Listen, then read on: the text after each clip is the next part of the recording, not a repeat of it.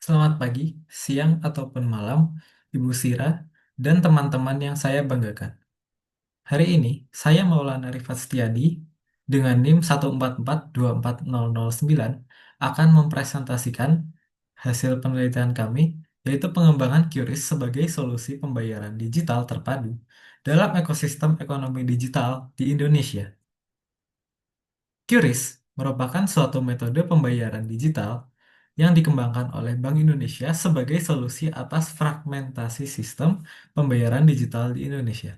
Meski jumlah pengguna sudah mencapai 50,5 juta, tingkat adopsinya secara nasional masih rendah, yaitu 31%.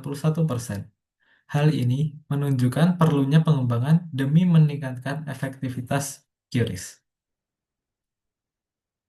Yang pertama ada rumusan masalah.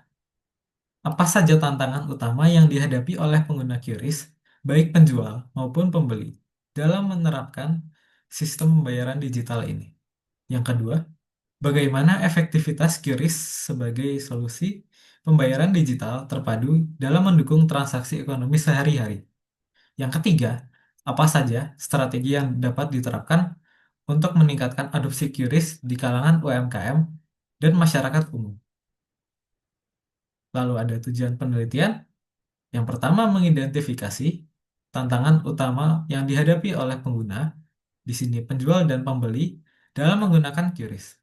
Yang kedua, mengetahui seberapa efektif QRIS sebagai sistem pembayaran digital dalam aktivitas ekonomi digital.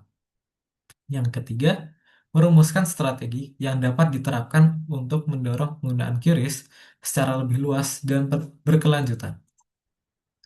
Di sini ada metode penelitian kami. Yang pertama menggunakan descriptive analysis dengan pendekatan empiris dan rasional.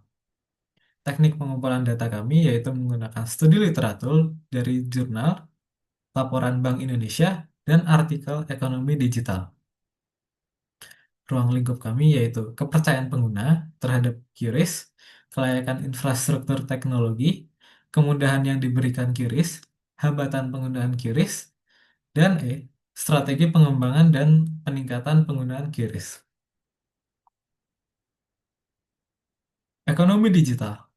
Ekonomi digital adalah sistem ekonomi yang memanfaatkan teknologi digital, terutama internet, untuk menjalankan berbagai aktivitas ekonomi seperti produksi, distribusi, dan konsumsi barang dan jasa. Diperlukan sistem pembayaran yang handal untuk menunjang keberlangsungan ekonomi digital.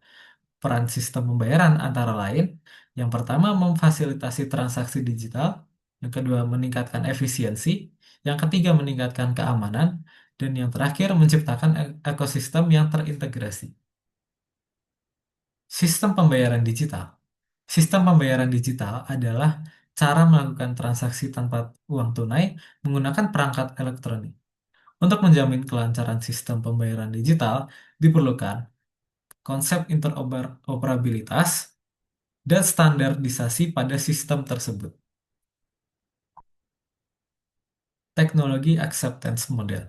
Teknologi acceptance model digunakan untuk menjelaskan adopsi teknologi berdasarkan dua faktor utama. Yang pertama, perceived usefulness dan perceived ease of use. Kedua faktor ini mempengaruhi sikap dan niat perilaku pengguna terhadap teknologi. Dalam konteks QRIS, tek- teknologi acceptance model membantu memahami apa yang mendorong atau menghambat masyarakat dalam menggunakan sistem pembayaran tersebut. QRIS sebagai solusi pembayaran digital. QRIS atau Quick Response Code Indonesian Standard adalah sistem pembayaran berbasis QR Code yang dikembangkan oleh Bank Indonesia dan berlaku efektif pada bulan Januari 2020. Tujuan dari QRIS adalah menyatukan berbagai sistem pembayaran QR Code dari masing-masing penyedia jasa pembayaran ke dalam satu standar tertentu. Semenjak diberlakukan, QRIS telah mempermudah transaksi digital lintas platform dan memperkuat inklusi keuangan di Indonesia. Penerapan dan pertumbuhan pengguna. Pada 2024, pengguna QRIS telah mencapai 50,5 juta dengan 32,71 juta merchant terdaftar.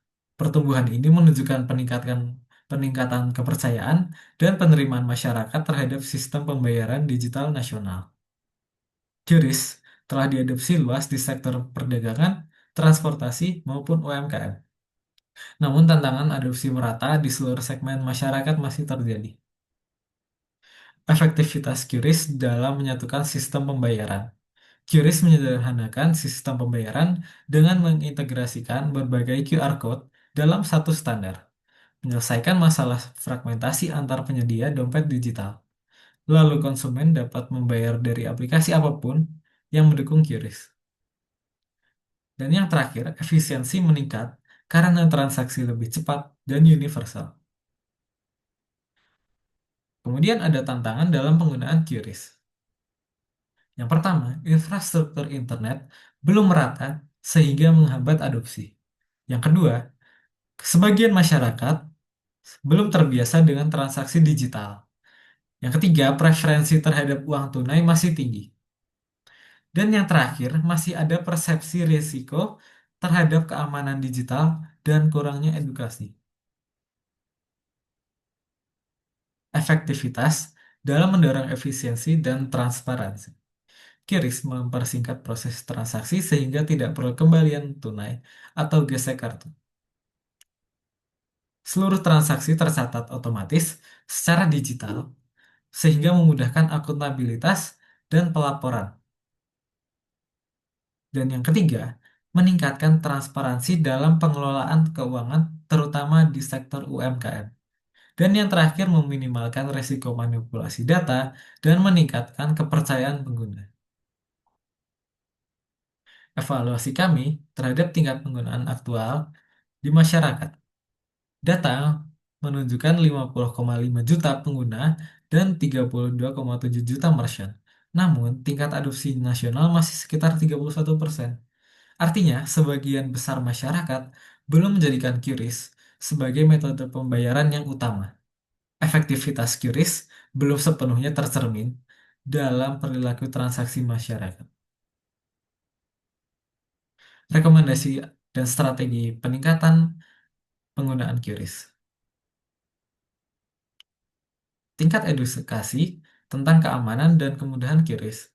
Lalu, perluas infrastruktur digital di wilayah tertinggal. Berikan insentif kepada UMKM yang menggunakan QRIS.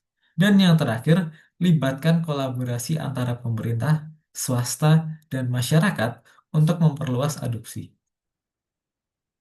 Kesimpulannya, QRIS merupakan solusi strategis untuk menyatukan sistem pembayaran digital di Indonesia. Efektif dalam hal efisiensi dan transparansi, namun belum sepenuhnya dominan. Diperlukan pendekatan kolaboratif dan strategis untuk meningkatkan tingkat adopsi. Dan yang terakhir, penguatan literasi digital dan perluasan infrastruktur menjadi kunci keberhasilan implementasi QRIS secara merata. Terima kasih, sekian.